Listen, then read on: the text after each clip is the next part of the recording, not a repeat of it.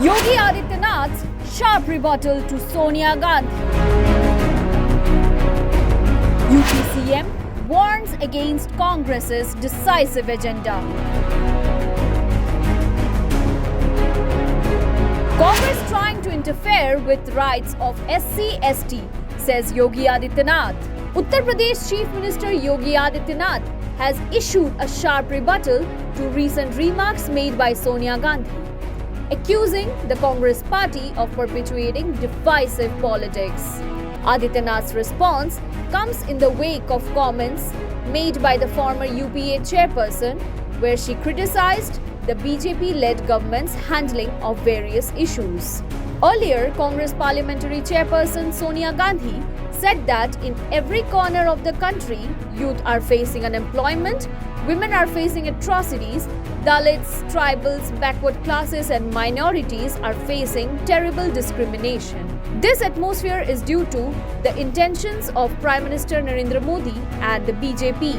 मेरे प्यारे भाइयों और बहनों, आज देश के हर कोने में युवा बेरोजगारी, महिलाएं अत्याचार, दलित, आदिवासी, पिछड़े और माइनॉरिटीज भयंकर भेदभाव झेल रहे हैं। ऐसा माहौल प्रधानमंत्री नरेंद्र मोदी और भाजपा की नीयत की वजह से है। उनका ध्यान किसी भी कीमत पर सिर्फ सत्ता हासिल करना है। राजनीतिक लाभ के लिए नफरत को बढ़ावा दिया है। कांग्रेस पार्टी और मैंने हमेशा सभी की तरक्की और वंचितों को न्याय दिलाने के साथ देश को मजबूत करने के लिए संघर्ष किया।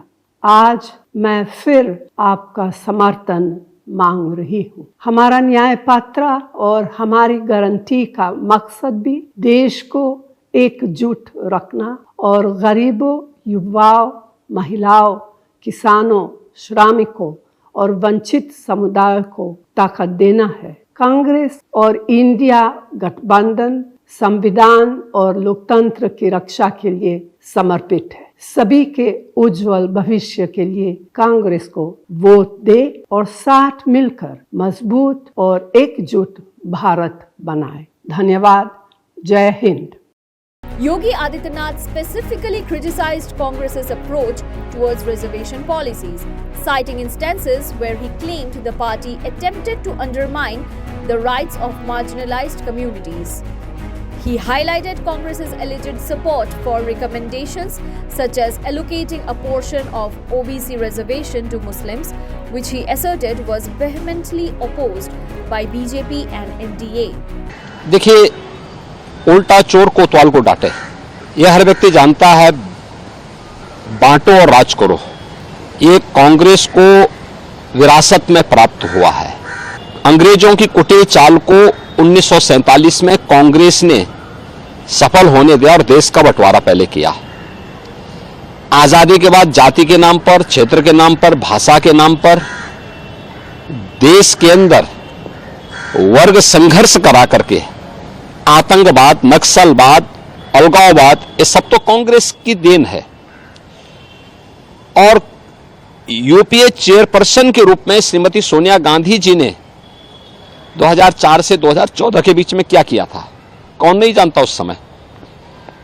क्या ये सच नहीं कि ओबीसी के आरक्षण पर सेंध लगाने के लिए उस समय जस्टिस रंगनाथ मिश्रा की कमेटी इन्होंने गठित की थी और कमेटी ने संस्तुति की थी कि ओबीसी के आरक्षण में से 6% आरक्षण मुसलमानों को दे दिया जाए। तो भारतीय जनता पार्टी ने उस समय और एनडीए ने उस समय विरोध किया था, इनके मंसूबे पूरे नहीं हो पाए। UP CM also accused Congress of attempting to interfere with the rights of scheduled caste and scheduled tribes, referencing reports such as the Sachar Committee's suggestion to include certain Muslim castes in the SC category.